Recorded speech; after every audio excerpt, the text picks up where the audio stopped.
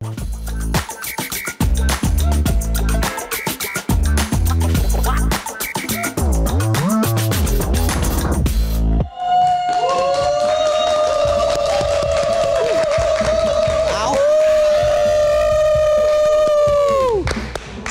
malam, selamat datang di Midnight Live. Malam ini di Jakarta dan sekitarnya lagi sendu. Seneng dusel. Karena hujan lebat, butuh yang hangat. Kopi hangat. Teh hangat. Susu hangat juga. Asal beritanya tetap panas. Jadi langsung saja kita mulai. Inilah Midnight Live.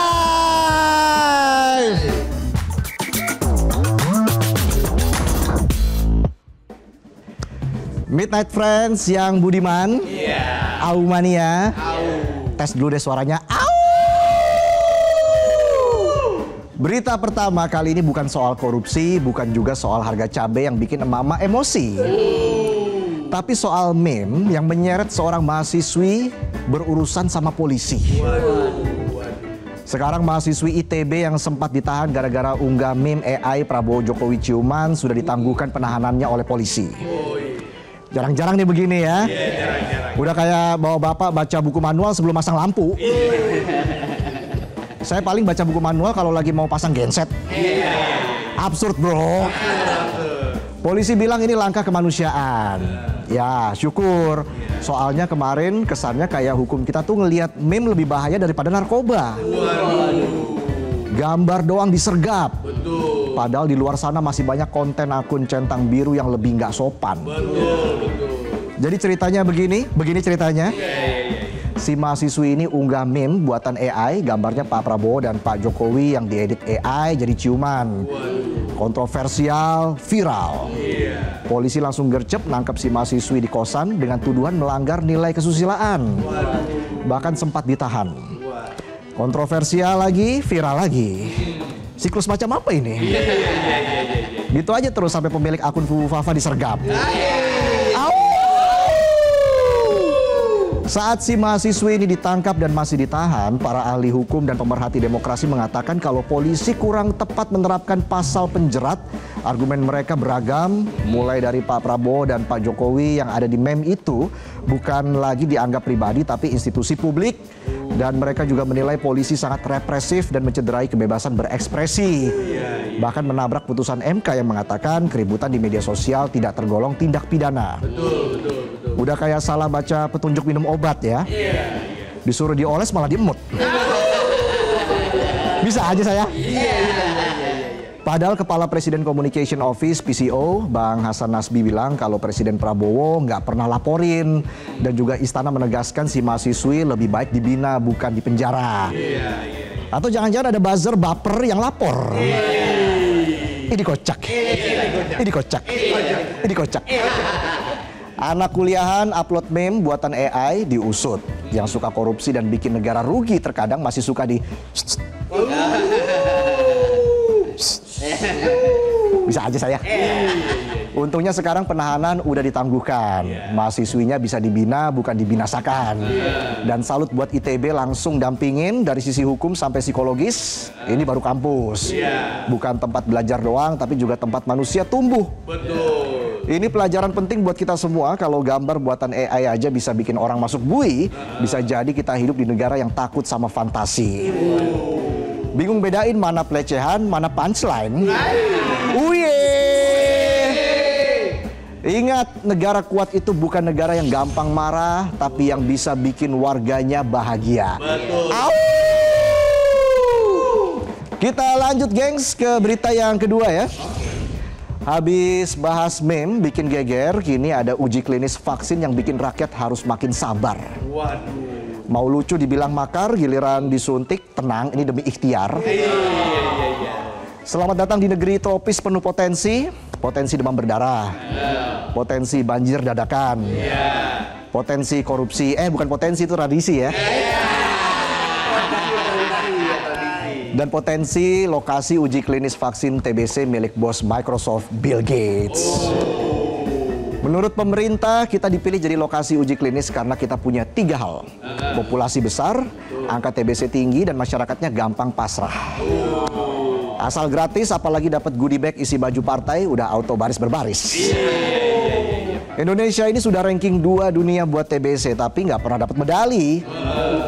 Ini tuh kayak jadi runner up lomba hubungan toksik, udah tahu disakitin, clubbing nggak pernah izin, masih dipertahanin. Dasar tua-tua clubbing. Uye. Kata Kemenkes, lebih dari 2.000 WNI ikut serta dengan penuh kesadaran. Sadar atau sabar? Sabar disuntik terus. Sekali-sekali disuntik dana kek. Penonton mau kan disuntik dana? Dana halal loh ya. Netizen tuh kalau dengar kata vaksin baru langsung auto Google, nongkrong di warkop, langsung mendadak jadi pakar imunologi. Padahal sumbernya belum tentu terverifikasi. Tapi gayanya udah kayak si paling vaksin. Iya lagi. Sama-sama bre. Bahkan akibat polemik uji klinis vaksin TBC ini ada ex pejabat yang nyindir keras. Katanya ini kayak menjual rakyat. Wow, kalau rakyat dijual, masuk keranjang kuning dong. Rakyatnya dulu kakak siap diuji kapan aja bisa disuntik. Lagi promo rakyatnya kakak.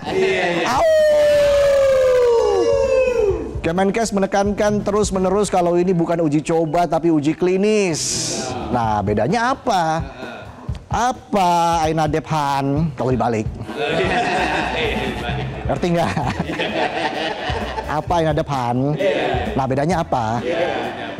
Uji coba tuh kayak kamu ngajak mantan balikan. Nah, kalau uji klinis tuh kayak kamu ngajak mantan balikan tapi langsung bawa penghulu. Jelas tapi maksa dikit. Katanya sih aman, udah lewat fase 1, 2, dan sekarang 3. Fase 1 buat nyoba, fase 2 buat ngecek, fase 3 buat bikin percaya. Tapi inget ya, ini bukan pertama kali rakyat disuruh percaya proses. Dulu juga waktu mau ganti KTP elektronik dibilang, tunggu aja semua akan lebih mudah. Nyatanya urus SIM aja masih disuruh fotokopi KTP, rangkap 3 lagi. Buat verifikasi atau koleksi. Bill Gates bilang ini bisa nyelamatin jutaan nyawa. Kita percaya kok, tapi kita kan juga sering dengar kata-kata, aku nikah sama kamu karena aku cinta. Padahal gara-gara utang keluarga. Nikah langsung lunas. Kesenjangan pernikahan. Menanggapi soal uji klinis vaksin TBC, publik pun terbelah. Yang pro bilang ini bentuk kontribusi kepada negara. Yang kontra bilang kenapa rakyat terus yang disuruh berkontribusi, sementara pejabatnya duduk-duduk nyobain kursi. Contohin dong kalau vaksin itu beneran aman, jangan cuman omon-omon. Harus ikut nyobain, kalau perlu duluan. Iya nggak bre? Kuncinya cuma satu, edukasi. Tapi di sini edukasi publik suka kalah sama vibes. Kita takutnya warga ditanya uji klinis vaksin TBC, jawabnya saya sih ngikut aja, soalnya kata tetangga ini kayak detox. Habis disuntik langsung glowing. Menyala paru-paruku. Kita nggak anti vaksin, kita cuma anti di-treat kayak objek.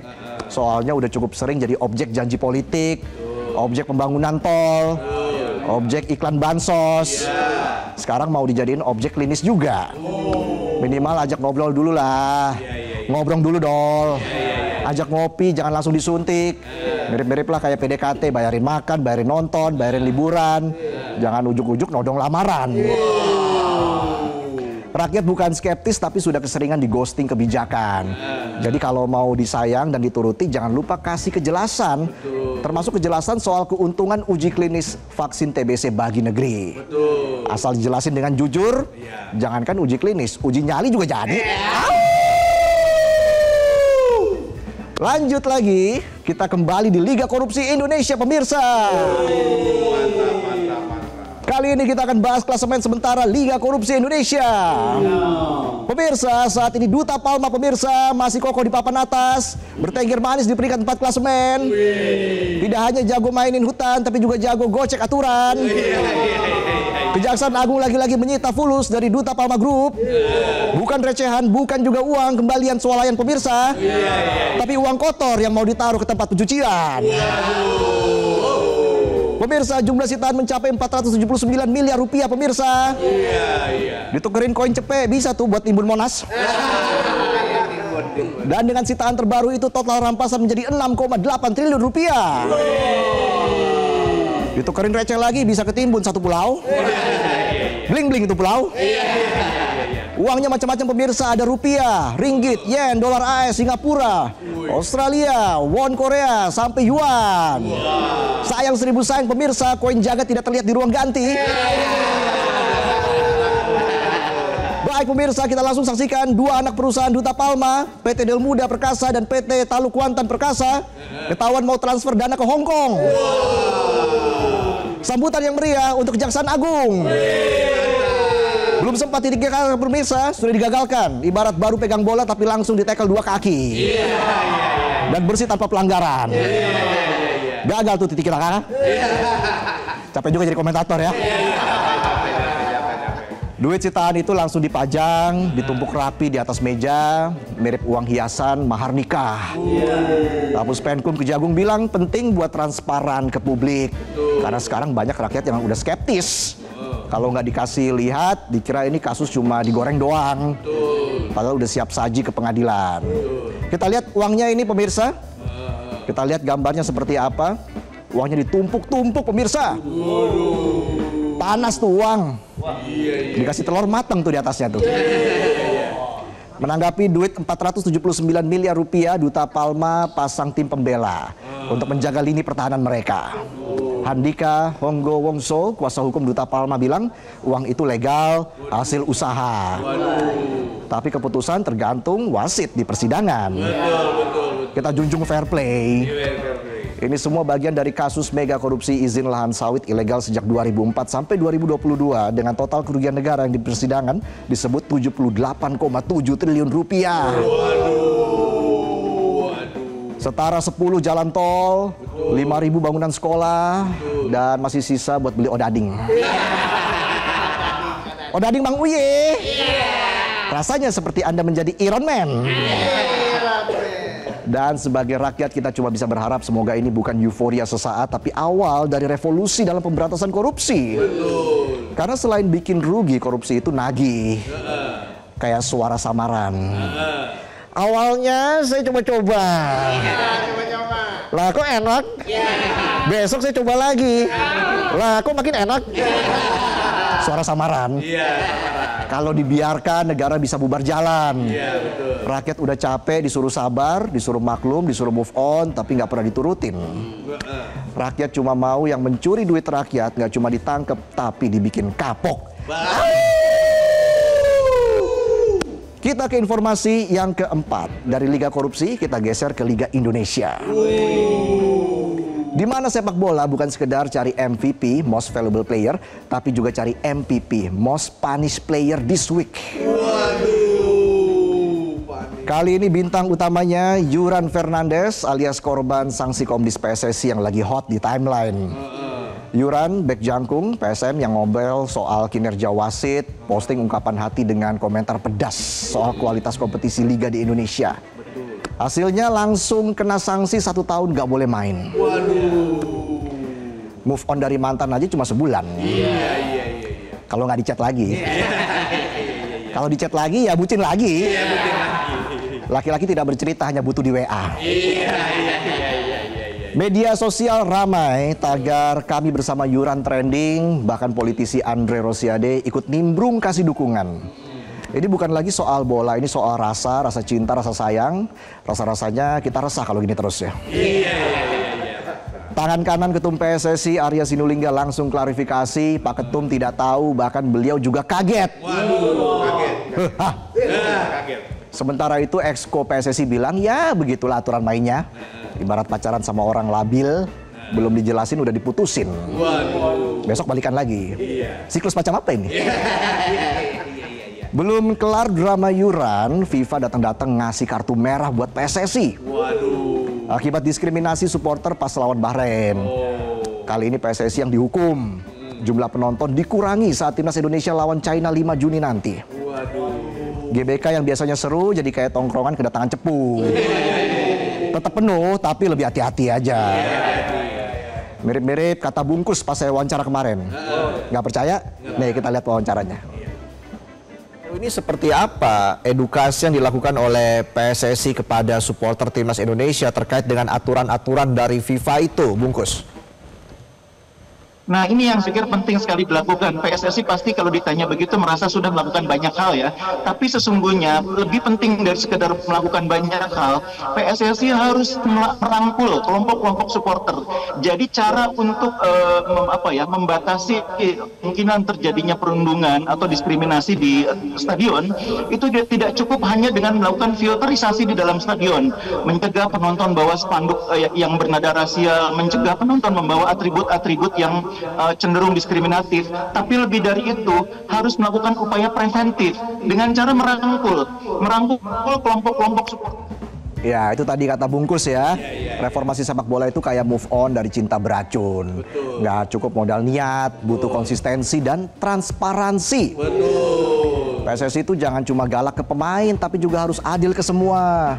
Mengedukasi pecinta bola dan terbuka.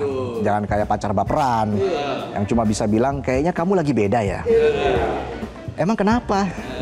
Kamu pokoknya lagi beda. Emang kenapa? Itu telinga kamu dijidat. Sepak bola bukan cuma soal menang atau kalah, tapi soal rasa cinta, harga diri dan harapan rakyat. Come on PSSI, kita benahi sepak bola agar masa depan sepak bola kita nggak gelap. Betul. Tenang aja, timnas cerah. Timnas besar. Timnas kuat. Timnas keren. Itulah sajian pembuka kami di Midnight Live. Selanjutnya kita punya laporan terkini soal kondisi di beberapa titik di kawasan Jadetabek pasca hujan lebat. Oh iya. Apakah terjadi banjir? Ya udah tahu saya. Yang paham Bernie nanti ya. Bernie akan kasih laporan di Midnight Live, jadi tetaplah di Midnight Live.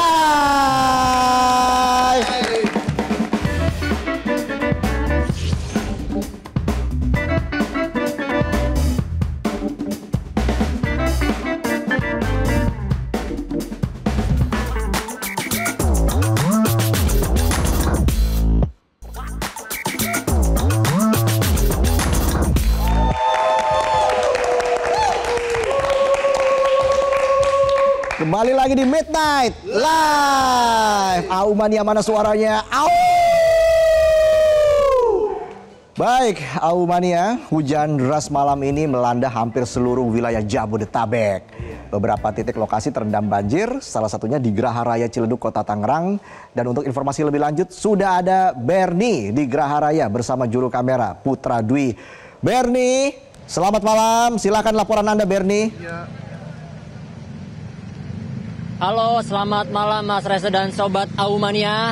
Malam hari ini saya nggak bisa memberikan salam Au karena serigala di luar ini sedang kedinginan. Karena Jakarta sejak sore sampai dengan malam ini hujan deras. Dan tadi sebelum saya sampai ke sini Reza, sebetulnya saya lagi nonton pengepungan di Bukit Duri. Tapi dapat informasi dari koordinator liputan Metro TV kalau ternyata dari jam 5 sampai dengan jam 9 tadi hujan deras. Jadinya dari nonton pengepungan di Bukit Duri, saya beralih nih ke pengepungan di Geraha Raya karena Geraha Raya dilanda banjir. Tingginya nggak main-main Reza, tadi sempat sampai 70 cm dan mengganggu arus lalu lintas di Geraha Raya. Dan saat ini sudah mulai berangsur surut dan masih terus dilakukan pengaturan arus lalu lintas oleh pihak keamanan dan juga BPBD Kota Tangerang. Jadi kalau tadi kami lihat nih Reza, banjir di Geraha Raya ini tidak hanya selain disebabkan oleh hujan deras yang berlangsung dari sore sampai dengan malam hari pukul 9, ini juga karena selokannya mampet, jadi air ini mulai meluap keluar ke badan jalan sampai dengan masuk ke jalan raya. Sehingga dapat dilihat ini memang sudah mulai tidak macet Reza, tapi tadi dari jam 7 sampai dengan pukul setengah 10 ini macet luar biasa. Nah kalau mungkin Reza dan Au Mania nggak percaya, coba kita tanya ke petugas keamanan yang sejak jam 7 tadi sudah bertugas untuk melakukan pengaturan arus lalu lintas di Geraha Raya. Kita coba samperin, kita ganggu aja dikit karena udah mulai lancar. Selamat malam Mas. Ya, selamat malam. Mas boleh diperkenalkan dengan Mas siapa? Alek. Mas Alex, ya. Ini tadi kan hujan deras, sempat banjir. Berapa sentimeter banjirnya? Wah, hampir 1 meter lebih. Oh, untuk ketinggiannya.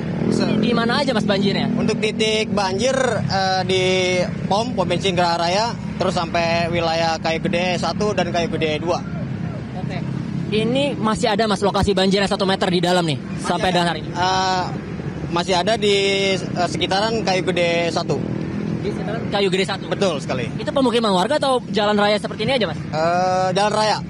Jalan raya. Terus sekarang lagi dilakukan proses apa nih, Mas, untuk mengamankan, untuk memperlancar arus lalu lintas di Kayu Gede sana? Dari Gerahara Raya sendiri sudah melakukan penyedotan beberapa pompa dan dari keamanannya pun sudah mengevakuasi beberapa warga ya untuk kembali ke klaster-klasternya seperti itu. Nah, ini kalau boleh tahu, Mas, penyebabnya apa sih sebenarnya banjir malam hari ini di Gerahara Raya? Ada faktor banjir kiriman juga sih. Dan masalah apa sih namanya? Bisa jadi seperti itu. Dari selokannya ya? Iya, betul. Nah, ini kiriman dari mana, Mas? Kok banyak banget kirimannya? Emang ada yang mesen banjir atau gimana? Mungkin dari Bogor, kayaknya dari Bogor ya, betul. Intinya kalau banjir Jakarta pasti Bogor nih ya? Pasti itu. Ini valid kan nih? Valid kali. Ya, oke. Mas Alex, selamat melanjutkan tugas. Semoga bisa membantu warga kembali ke rumahnya malam hari ini dan hati-hati selama bertugas menjaga banjir. Terima kasih. Nah, itu tadi Reza keterangan dari petugas keamanan Gerahara Raya, Mas Alex, yang mengatakan bahwa memang banjir ini dikarenakan selokannya mampet. Tapi kalau dibilang kiriman juga saya bertanya-tanya nih, masa daerah sini bisa dapat kiriman dari Bogor? Karena saya nggak melihat ada kali yang bisa tersambung langsung dari Bogor masuk ke Kali Ciliwung atau kali-kali lainnya yang dari sekitar sini, karena ini adalah komplek perumahan elit kalau bisa dikatakan. Jadi memang kalau saya perhatikan dengan penglihatan saya sendiri sejak sampai di Gerahara Raya ini, got-got di sebelah kiri jalan, kemudian kanan jalan ini sudah meluap karena tadi hujannya deras. Kemudian juga banyak sekali sampah yang menumpuk. Sehingga memang nih masyarakat harus belajar nih, dari masyarakat, khususnya masyarakat Gerahara Raya Ciledug harus belajar untuk tidak membuang sampah sembarangan ke selokan ataupun kali-kali yang ada di sekitarnya. Karena kalau sekalinya hujan deras, ini bisa meluap dan membuat banjir sehingga mengganggu arus lalu lintas. Kemudian warga yang tinggal di sini juga akhirnya terhambat untuk bisa kembali ke rumah dan beristirahat. Jadi ini mungkin juga jadi salah satu, bisa jadi perhatian khusus dari pemerintah kota, gubernur, wali kota. Mungkin bisa nih turun ke selokan seperti gubernur-gubernur yang ada sebelumnya ini, turun ke selokan. Mungkin kan bisa langsung ngecek kondisi di selokan, di kali. Jadi bisa langsung memantau dan memberi himbauan bagi warga untuk tidak membuang sampah. Karena lagi-lagi nih, buang sampah sembarangan, apalagi ke selokan kali, akan membuat nanti pas hujan deras seperti malam ini membuat banjir dan mengganggu arus lalu lintas. Jadi mungkin itu dulu, Reza. Saya mau lanjut bantu petugas juga nih mungkin karena malam ini masih lengang. Jadi saya mau bantu pengaturan arus lalu lintas di Gerahara Raya. Kembali ke studio, Reza. Oke, Bernie, terakhir mungkin Anda punya himbauan untuk warga yang suka membuang sampah sembarangan. Seperti apa himbauan dari Bernie? Himbauan dari saya, lebih baik kalau makan makan mie instan maksud saya, bungkusnya itu jangan dibuang sembarangan. Minum es teh cekek, plastiknya jangan dibuang sembarangan. Kalau bisa mending disimpan, dibawa ke rumah, lipat segitiga, mungkin bisa dipakai buat belanja ke pasar lagi bareng keluarga ataupun bareng siapa aja lah. Intinya jangan dibuang sembarangan. Karena memang kebersihan adalah sebagian iman dan iman itu harus dijaga baik-baik. Apalagi yang udah punya pasangan jangan selingkuh-selingkuh, jangan selingkuh-selingkuh. Itu harus dijaga baik-baik. Seperti dengan kebersihan harus tetap dijaga. Itu Reza mungkin pesan dari saya. Bernie keren. Terima kasih Bernie laporannya. Keren. Kita kasih tepuk tangan untuk Bernie. Sehat selalu Bernie. Aumania, bintang tamu kita kali ini seorang atlet biliar. Prestasinya banyak. Wah, pokoknya masuk ranking dunia, meraih medali emas kejuaraan WCBS Continental Teams Championship. Pokoknya masih banyak lagi deh. Nama panggilannya Aina, asal Pontianak. Nah, penasaran kan? Seperti apa sosok Aina? Jangan kemana-mana. Nanti setelah Headline News kita juga punya sebat. Selasa, baca komen. Jadi tetaplah di Midnight Live.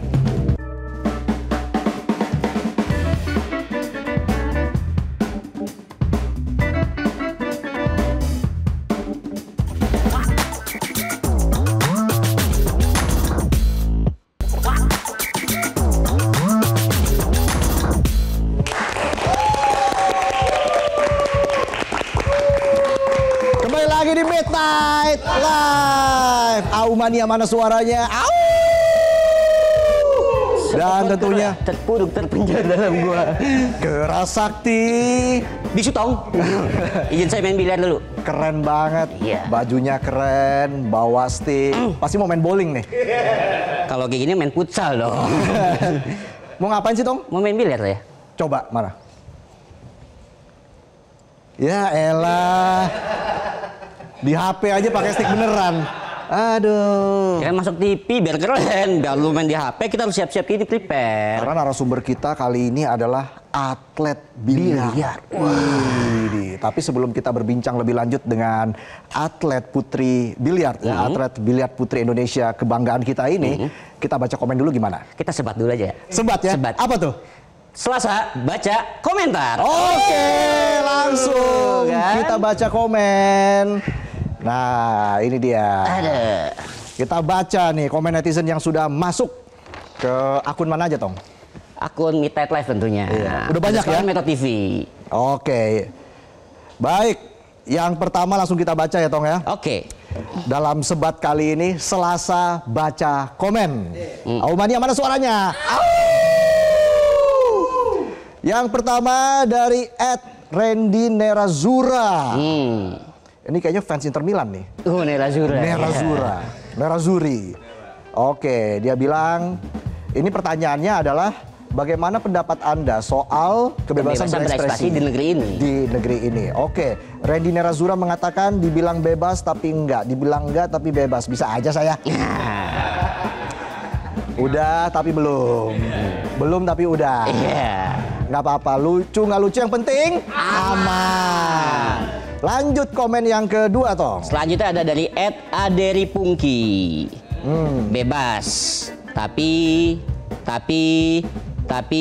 kebanyakan tapinya si Pungki. Bingung kali. Bingung dia. Oke, dari komen netizen berikutnya dari @seno_ariantomo. Bebas banget kok negeri ini berekspresi, saking bebasnya kalau salah tinggal minta maaf. Ini ekspresinya netizen bukan para penguasa. Nah, minta maaf mulu udah kayak lebaran ya. Iya. Mohon maaf lahir dan batin. Iya. Lanjut, Tom. Selanjutnya ada dari @lia.styy. Bebas sih, asal jangan lebih bebas dari yang di atas. Maksudnya lampu kali yang di atas. Oh, lampu ya. Oh, lampu. Iya. Dia bebas nyorot kita kan? Iya. Bisa aja Anda. Kita lanjut lagi ke komen yang berikutnya dari @nadiaprd98. Gelap kayak masa depan sama mantan. Waduh. Halo Nadia, please deh move on dong. Iya. Ya paling move on kan sebulan 2 bulan. Kalau nggak dicat lagi. Iya. Kalau tadi dari fans Inter Milan, kali ini kayak fans MU nih dari @inistelroy_22. Boro-boro bebas berekspresi, tapi tiap buka mulut malah dituduh bikin gaduh. Jadi bebasnya di mana? Kalau buka mulutnya makan sih aman ya. Oke, kita lanjut ke komentar yang selanjutnya, masih dalam sebat Selasa baca komen. Iya. Jadi tiap Selasa kita bacain komen netizen. Harus tuh. Wajib ya. Wajib. Nanti Kamis kita bikin lagi. Masih kita pikirin kan? Masih kita pikirin. Iya. Tergantung mood. Tergantung. Oke, dari @Iqbal Kurniawan. Bebas kok asal aman. Au. Sesuai tagline kita kan. Iya. Lucu nggak lucu yang penting Aman. Lanjut lagi dong. Selanjutnya ada dari @hesferalda. Kebebasan berekspresi sudah mati Min, capek aing. Waduh, tetap optimis dong. Siapa tahu nggak mati, cuman pingsan doang. Oke, lanjut lagi dari @growbareng. Katanya kebebasan berekspresi malah kena interogasi berujung klarifikasi. Jangan lupa minta maaf dulu ya. Oke, itu tadi dari @growbareng. Selanjutnya apa lagi, Tong? Dari @des.me74. Kritik boleh, menghina jangan. Kalau mau tahu cara kritik yang elegan, tonton Bung Resa di Midnight Live. Ini Aumania sejati. Aumania sejati nih. Dan yang terakhir untuk sebat di hari ini dari @muhammad.yani.w. Bebas tapi terikat. Pasti ngomongin mantan yang posesif nih ya. Iya. Bebas tapi terikat. Mau kemana-mana ditanyain terus. Padahal lagi main di tempat tetangga ya. Malah disuruh pulang. Padahal belum lamaran. Udah ngatur-ngatur.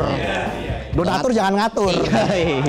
Oke, kita langsung undang saja ya narasumber kita untuk malam hari ini. Tapi kita ikuti dulu informasi yang berikut ini.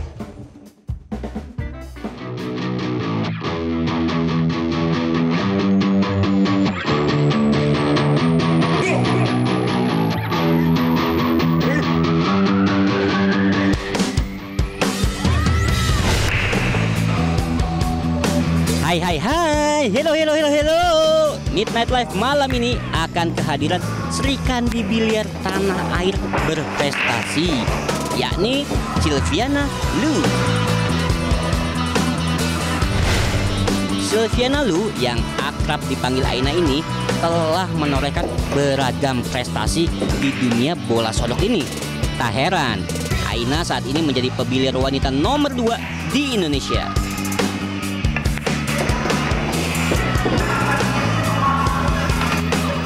Bahkan, wanita kelahiran Pontianak 26 tahun silam ini menduduki peringkat 20 dunia.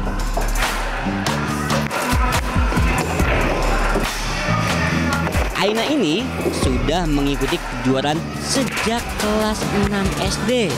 Makanya, gak heran sih Aina saat ini bisa meraih beragam prestasi. Selain meraih beragam gelar juara di tingkat nasional, Aina juga pernah menyumbangkan medali di ajang SEA Games. Salah satu momen yang membanggakan bagi Aina adalah saat dirinya mampu mengalahkan pebiliar top dunia, yakni Kelly Fisher. Wah, keren banget deh pokoknya. Semoga Aina semakin di dunia biliar dan mampu membanggakan Indonesia di tingkat dunia.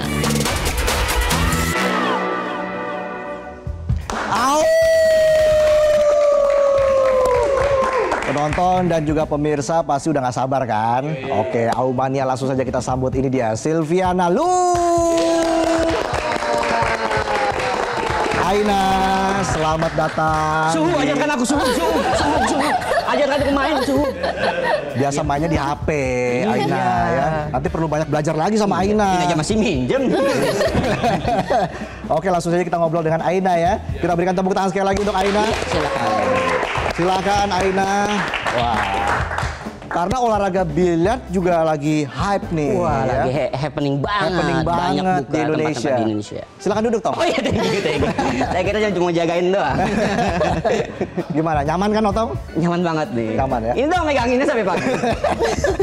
Udah si kupu-kupu tuh aja mau terbang. Aina. Halo. Jadi bener usia 10 tahun udah menggeluti olahraga biliar? Iya bener. Kok bisa? Jadi kebetulan itu keluarga paman saya atlet dulunya dan kebetulan dia punya rumah biliar di Pontianak. Nah kebetulan mama tuh kerja sama pamanku. Jadi dari kecil kalau pulang sekolah itu ke biliar terus setiap hari dari situ. Oke. Tapi diizinin sama orang tua? Diizinin Didukung dikasih, ya? didukung. Tapi awalnya papa yang nggak dukung sih. Oke. Iya. Tapi mengenal biliar itu dari paman? Paman. Dari tempat biliar? Dari tempat biliar. Apa namanya? Leo Biliar. Leo Biliar, Ya. itu rumah biliar ya Rumah di biliar, Pontianak ya. ya. Nah, setelah kamu berlatih dengan paman kamu di rumah biliar itu, artinya bagaimana paman kamu bisa melihat, wah bertalenta sekali nih Aina? Awalnya bukan dari langsung paman sih. Awalnya karena iseng pulang sekolah nggak tahu ngapain. Jadi suka iseng-iseng aja ngambil bola, ngambil stick, pukul-pukul sendiri, terus ngeliatin orang, coba-coba gitu. Terus akhirnya paman ngeliat kayaknya ada bakat nih potensi, terus dilatih sama pamanku gitu. Jadi abang-abangan di situ dikalahin semua ya? Nggak dikalahin, cuman aku sering main sama mereka, terus suka kayak kadang iseng minta diajarin gitu. Ini kok bisa mukul begini ya? Ajarin dong, kasih tahu dong. Aku suka gitu, Oke. kepo. Suka kepo ya? Iya. Tapi Aina yang jelas sudah membawa nama Indonesia ke kancah internasional. Bayangin Tong, usia 10 tahun sudah main biliar. Berarti ikut kejuaraan daerah dulu apa langsung gimana nih Aku prosesnya sampai jadi atlet dari nasional nih? Kejuaraan daerah dulu, terus kelas 1 SMP itu 2010 aku udah ikut kejuaraan nasional. SMP? Iya. Internasional. Kalau Tong ngapain tuh? Main gasing? Bisa aja Anda. Oke, Aina, dengan dukungan orang tua, nah soal pendidikan kamu gimana itu? Jujur aja memang waktu awal memang nggak mudah ya, karena bisa dikatakan aku nggak terlalu aktif. Jadi waktu itu kalau ikut kejuaraan itu paling kejuaraan yang multi event yang kayak kejurnas, PON. Tapi kalau yang untuk open-opennya aku jarang ikutin karena sekolah. Gitu. Tapi kalau udah kayak PON, kejurnas itu pasti minta izin di sekolah dan dikasih. Oke, dan sekarang kita lihat bagaimana olahraga biliar ini semakin mendunia, semakin dikenal banyak orang khususnya di Indonesia, Aina ya. Iya. Bagaimana Aina melihat perkembangan biliar saat ini? Jujur aja sih aku sangat, maksudnya bangga ya. Kalau dulu tuh ada rasa kayak insecure gitu, karena waktu awal-awal aku senang biliar, kan banyak yang kayak mikir kok kecil-kecil kamu cewek lagi udah main biliar gitu. Terus kan bisa dikatakan dulu tuh mungkin yang muda itu aku kayaknya tuh, kan nggak ada tuh, semua kan kayak yang dewasa semua. Nah kalau untuk sekarang ini banyak banget nih yang malah ada yang 8 tahun udah main biliar, terus ada yang bawa keluarga, terus kan sekarang juga biliar udah banyak yang tanpa asap rokok ya, jadi tuh berbeda banget sama waktu yang awal-awal aku mulai gitu. Oke, jadi lebih berkembang luas lagi karena tentunya dengan dukungan media sosial ya. Bener. Oke, nanti kita akan ngobrol lagi dengan Aina dan kita juga akan main biliar bareng Aina. Gimana? Keren kan? Keren. Udah kita siapin mejanya. Wow. Midnight Live. Jadi tetaplah di Midnight Live.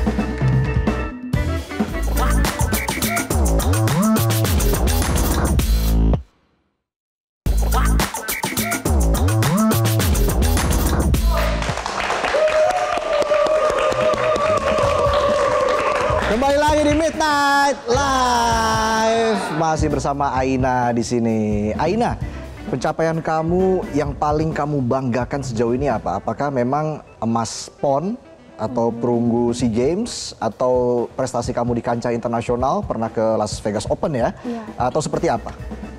Jujur sih yang paling membanggakan untuk diriku sih Las Vegas Open ya. Aku di mana aku kayak berhasil semifinal di sana. Oke. Dan tentunya namanya atlet pasti punya stick biliar sendiri dong, ya. Berapa sih harga stick biliar termahal yang pernah kamu miliki? Kalau stick biliarnya 100 juta. 100 juta. Iya. 100 juta rupiah, Tong. Nyicil 2 tahun saya. Masa 2 tahun, 5 tahun lah. Iya. Tapi kalau setiap atlet itu harus dipersiapkan berapa stick biliar biasanya sebelum bertanding? Untuk equipmentnya tuh pasti ada 3 sih. Ada kayak play cue, terus ada break cue dan jump cue. 3 itu penting tuh. Dan itu yang selalu dibawa sama kita. Oke, itu kamu lebih nyaman stick kayu atau stick karbon? Jujur aja sih aku lebih seneng kayu. Cuman untuk kayu ini perawatannya susah gitu. Nah, dan kebetulan sekarang aku lagi transisi nih, lagi coba untuk menggunakan shaft kayu karbon.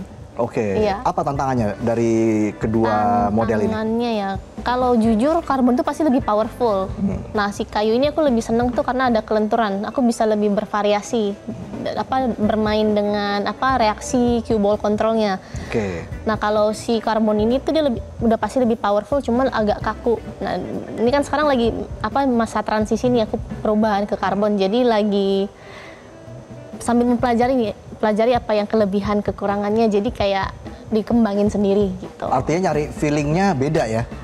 Beda, bukan kayak feeling sih, tapi kayak dia punya karakter. Nah, di situ aku kayak ngembangin lagi nih gimana aku bawa ke permainanku gitu. Oke. Aina, listen nih mau Listen tuh apa? dengar.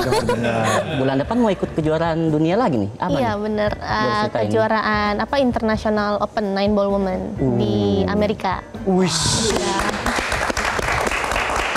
Kembali mengharumkan nama Indonesia. Semoga. Boleh cerita sedikit Aina soal kejuaraan ini dan bagaimana persiapan kamu sejauh ini? Jujur aja aku awalnya nggak tahu sih, nggak ekspektasi karena kan ini invitation dan kebetulan aku dapat undangannya mungkin sekitar awal bulan ini gitu. Dan untuk bicara preparation kebetulan aku udah kayak ada target yang mau aku capai gitu di tahun ini. Jadi dari bulan lalu aku udah mulai mempersiapkan nih dari persiapan latihannya karena untuk mencapai yang goalku ini untuk tahun ini. Gitu. Oke, negara mana yang menurut kamu menjadi pesaing terberat? Siapa? Jujur aja sih kita nggak bisa kita pungkiri Asia itu kuat, ada dari Filipina, ada dari Taiwan dan China, 3 itu kuat. 3 itu ya, Ya. Filipina termasuk ya. Ya. Kan ada legend juga di sana kan? Efran Batar, yes. Oh, iya. Kemarin habis main lawan. Oh iya? Gimana tuh ceritanya? Itu eksebisi sih kebetulan. Oke. Jadi kayak eksebisi, terus kebetulan Evanes diundang sama ada dari pihak produksi mana gitu, dan aku juga diundang untuk melakukan eksibisi bareng Oke. Reyes. Gitu. Kita lihat videonya berikut ini. Oh ternyata belum ada Tong. Ya lagi masih Disiapin. masih diedit. Lanjut ngobrol lagi. Ini Tight Live mau bebas. Bebas. Iya, nanti lagi siapin. Sabar aja. Tunggu di queue lagi. Apa sih harapan terbesar kamu sebagai atlet biliar putri Indonesia? Jujur aja ya, untuk sekarang goalku memenangkan salah satu event internasional sih, dan mengharumkan nama Indonesia tentunya, dan maksudnya menaikkan olahraga biliar ini gitu. Oke, menaikkan pamor olahraga biliar di Indonesia pastinya. Untuk para pemula yang ingin coba main biliar, ya itu awal-awalnya gimana? Harus tahapan apa yang harus dilalui? Beli stick dulu kah apa gimana ya? Oh, nggak perlu beli stick, kebetulan kan sekarang kayak banyak rumah biliar itu udah kayak punya fasilitas stick dan lain-lain. Nah mungkin kalau untuk yang pengen bener-bener tahu lebih lanjut, kan sekarang canggih ya, maksudnya kita bisa mungkin lihat dari YouTube, ada kayak teknik-teknik dasar main biliar, dan mungkin kalau masih punya banyak pertanyaan, bisa dicari nih beberapa, mungkin banyak ada juga pelatih-pelatih lah gitu. Oke, sekarang kita lihat videonya bareng Evan. Udah jadi ya? Udah jadi. Kita lihat berikut ini.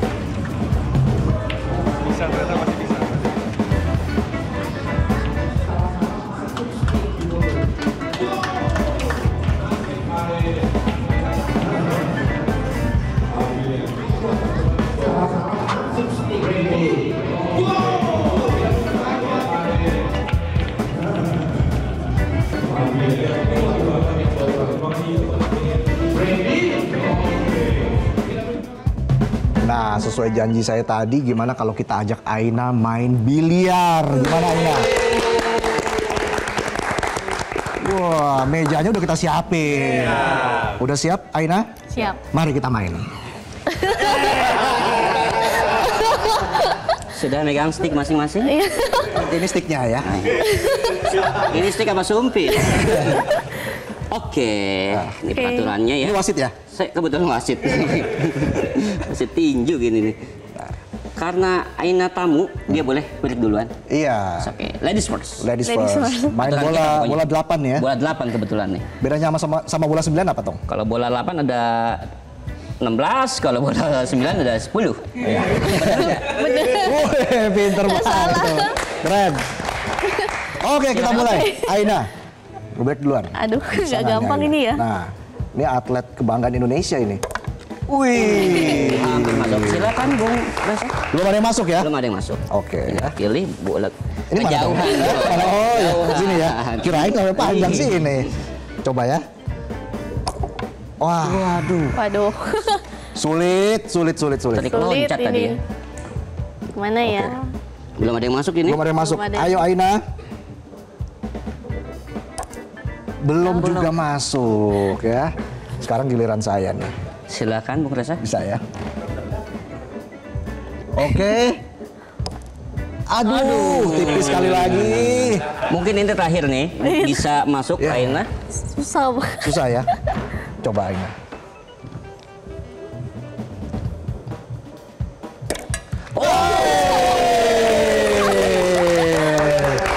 Ya sudah ya.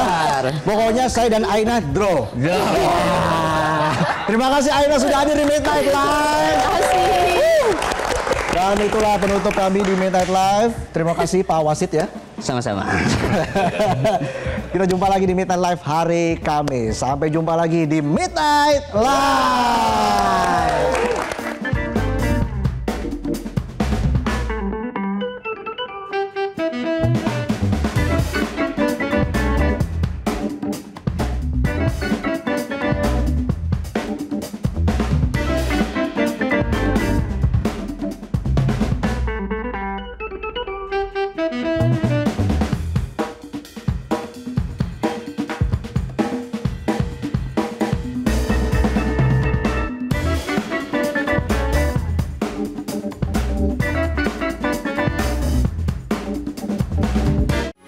Metro TV.